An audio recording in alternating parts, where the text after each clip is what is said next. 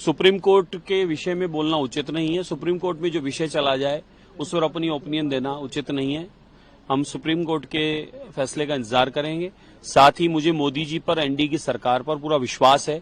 आदरणीय प्रधानमंत्री नरेंद्र मोदी जी के आने के बाद में न अगड़ा रहा है न कोई पिछड़ा रहा है, सबका सर्वांग विकास हुआ है। उसी करके मोदी जी ने सबका विश्वास जीता, सबका हृदय जीता है और आज हर घर में मोदी और हर हर मोदी की जो आवाज है वो उसी करके है।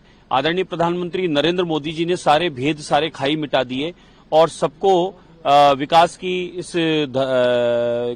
यात्रा में अग्रणी पंक्ति में ला दिया। इसीलिए तो भारतवर्ष आज तीसरी आर्थिक शक्ति बन रहा है। तो मेरा मानना है कि आदरणीय प्रधानमंत्री नरेंद्र मोदी जी का, एनडीए का जो फैसला है वो देश हित में है, सर्व समाज के हित में।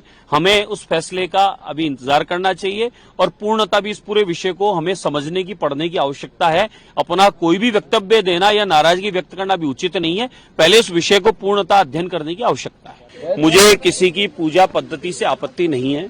सबका अपना अपना पूजा पाठ प्रार्थना करने का तरीका है। लेकिन एक समस्या हमारे विधानसभा हॉल में नहीं, परकोटे में पूरे में आ रही है।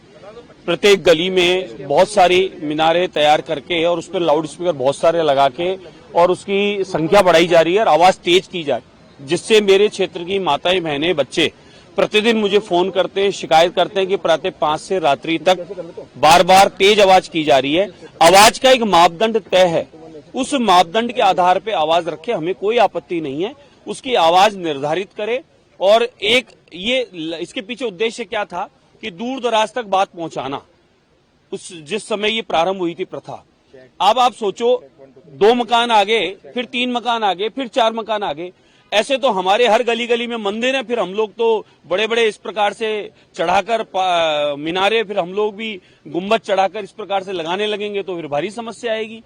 इसलिए मेरा निवेदन है कि इसकी आवाज का मापदंड तय करिए और तय है तो उस पर वो चले, इस पर कानूनन नियम विधि से काम हो, ये मेरी निवेदन है।